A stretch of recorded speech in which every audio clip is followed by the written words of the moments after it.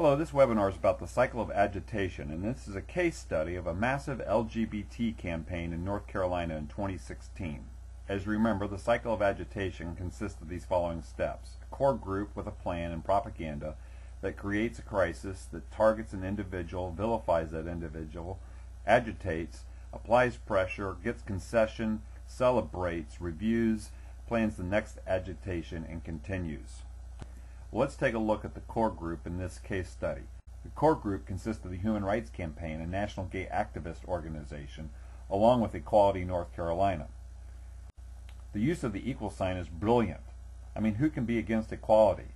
And yet these two organizations do not represent every LGBT person. You can do an internet search and find gays against gay marriage. You can find gay business owners against gay bullying of Christian businesses. You can find gays who resent the gay activists who force others to comply with their activist agenda. So the activists are a much smaller subset of the LGBT population, and we need to remember that as we look at this case study. Next, the plan. Find cities in North Carolina to agitate. Charlotte was picked. Add 4 new gender identity items to the non-discrimination ordinance. Add an open bathroom shower component.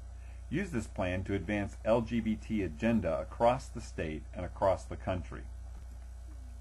Propaganda. Name your group so that it sounds mainstream and nonpartisan. Who could be against human rights, civil rights, equality, fairness, justice, and the American way? But then also take advantage of words that are words of emotion and feeling and passion and culture. Change discrimination to mean any objection to the LGBT agenda. Change bigots and haters to any individual that objects to the LGBT agenda. Change fair, just, and inclusive to anyone who's on board and advances the LGBT agenda. Civil rights. This is just like black civil rights. Love now equals embracing and supporting the LGBT agenda. Concepts. This is great for business, great for all employees, great for your city. Students and young people are totally signed on, totally aligned with the country's values. The best leaders embrace all of this. And finally, any objection to the LGBT agenda makes your company, city, and state look bad. Crisis. Charlotte, North Carolina, spring of 2015. Agitate for new gender identity definitions and open bathroom use. There is massive opposition to the idea. It did not pass. In the election of fall of 2015, the goal was to get favorable candidates into office. Charlotte, North Carolina, 2016, the mayor was determined to bring up the bill again. Massive opposition a second time. The North Carolina State Legislature warned Charlotte not to pass this ordinance, but the mayor and city council pass it anyway. The North Carolina Legislature responded with NC HB 2. Cities cannot make up their own non-discrimination ordinances. This is a state-level decision. And also bathrooms are protected to biological gender. And the North Carolina governor signed this. Target. Identify and attack an individual. There's a 3-pronged attack. Isolate them, get personal, paint them as extreme, ignore attempts to shift or spread the... And remember, don't try and attack abstract corporations or bureaucracies. Vilify. Vilify the target. There's protests outside the governor's mansion. GOP equals hate. Name-calling. There's bigots in this state. Don't discriminate. The local newspaper joins in. McCrory joins a dark list of Southern governors, and they try and associate Governor McCrory with racists in the South in the 60s, George Wallace, Orville Fabius, and Ross Barnett. Step 7. Agitate. Remember the techniques. The techniques are to attack the target, deploy the propaganda campaign, take control of the language and never let it go, make every attempt to put the target on the defensive, stir people up, align with the media to propagate the misinformation campaign, and constantly say the majority is with you. Well, here are the actual items as they were put into place. There was initial outrage in the press, social media outrage, rally outside the governor's mansion, and there were several stories each day in both the local and state newspapers. And the goal here was to get the headlines changed to be about LGBT discrimination versus women's and children's privacy in bathrooms and showers. The newspaper was on board fully with the propaganda campaign. Here are some of the headlines from just a few days of news articles. New North Carolina law overrides Charlotte non-discrimination rule. San Francisco mayor bans city workers from traveling to North Carolina. McCrory joins dark list of Southern governors. New York governor bans government travel to North Carolina. Former Bank of America CEO Hugh McCall calls state LGBT law inappropriate and unnecessary legislation. Major companies oppose the new law. Mayor says the law is bad for business. The NBA considers moving the All-Star game. Vermont governor bans state travel to North Carolina.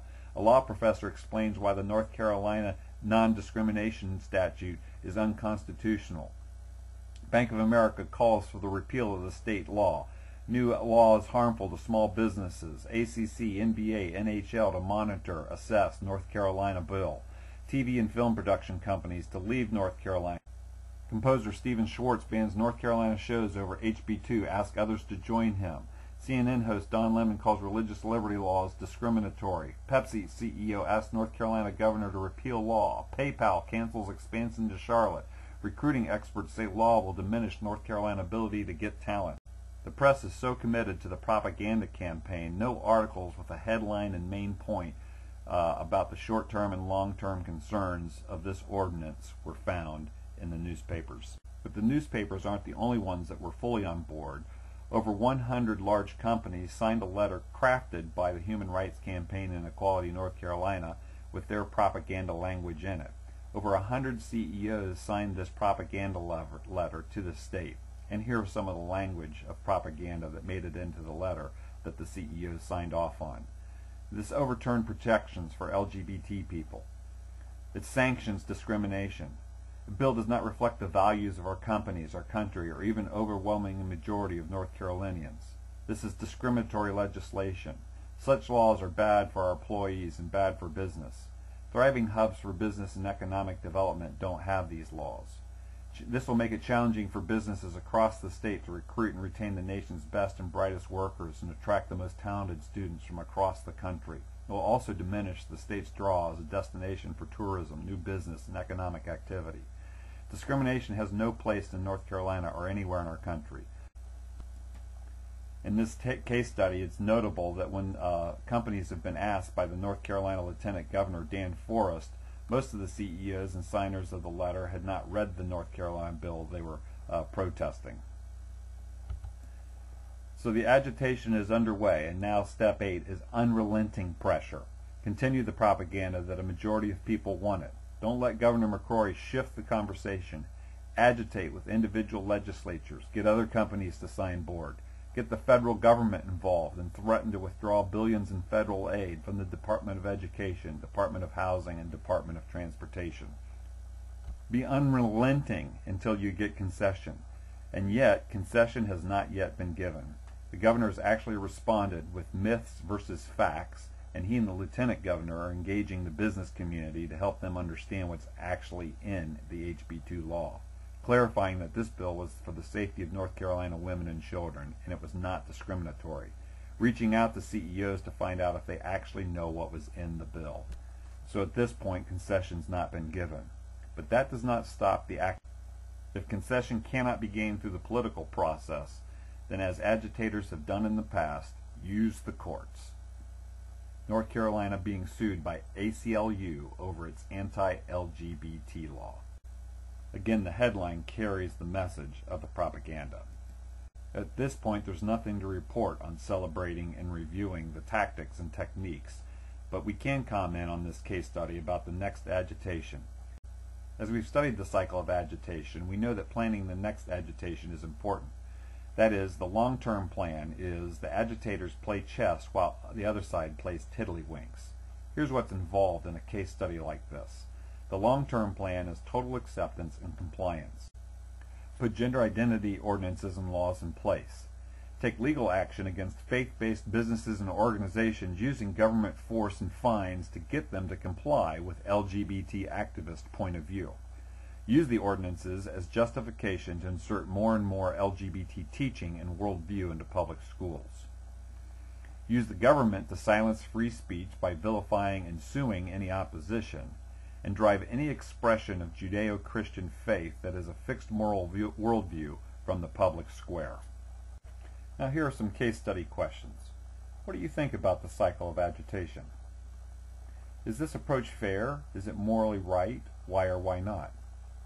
Why are people susceptible to propaganda? What is a person supposed to do if they don't agree with the agenda?